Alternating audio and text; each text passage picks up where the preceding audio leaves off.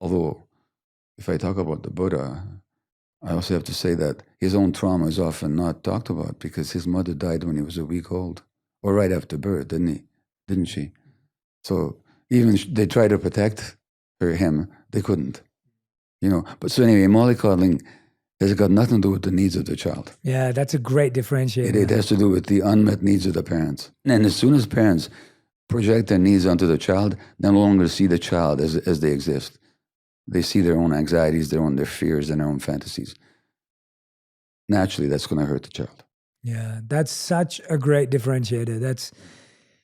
Again, it's a trauma response. It's a trauma response. Yeah, it's a trauma response. How and when should children, young adults be exposed to pain in order to develop their vulnerability? Like, as you said, the capacity to experience a wound. Like, how and when do we allow ourselves? How should we? What environment is required to allow ourselves to experience pain in a healthy way? Or is it just going to come anyway? It's the nature of life. There's no reason to deliberately expose children to pain because they're going to experience it. The question is, how do we support them when they do? You know why? Because their puppy's going to die. Because grandfather's going to die. Because some neighborhood friend won't want to play with them. Because they're not going to get the toy they wanted. Because some disappointment will happen. So pain is inevitable. But it doesn't have to become traumatic if the child is supported in experiencing the pain and moving past it. So we don't have to impose or bring pain into kids' life to train them. Life's going to do that. The question is, how are we to interact with them while they're enduring the pain? Yeah, and what would you say those are?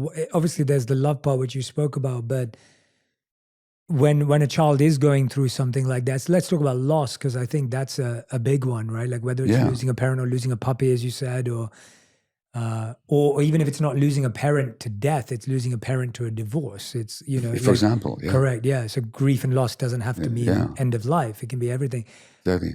Or a loss of a country. What are the steps that someone should take in order to helps guide through anyone through loss, not just a child? Well, interestingly enough, when I spoke about these brain circuits that we share with other mammals for play and for loving and seeking, we also have a brain circuit for panic and grief. Why do we have that? Because life brings loss. And so grief is essential for life, because grief is coming to terms with the fact that something is gone and is not going to come back. So when a child experiences grief, and I said that the need of the child is to be able to experience all the emotions. They need to be able to experience the grief as well. Mm. And it doesn't matter whether from adult eyes we see that loss as major or minor. It's a question of how is the child experiencing it.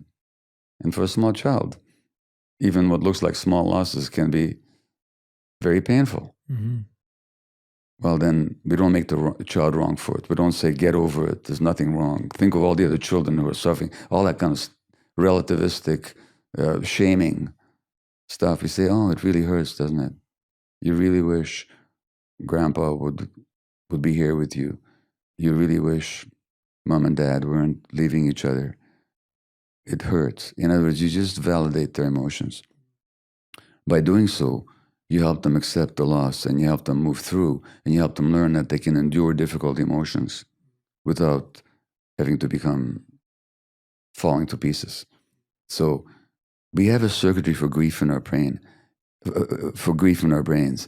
It needs to be allowed to do its work. I find that a lot of us today are reflecting on that inner child, right? Like that language is, again, more widespread today, or is growing. The idea of like, oh, we have this inner child who has this wound or this trauma.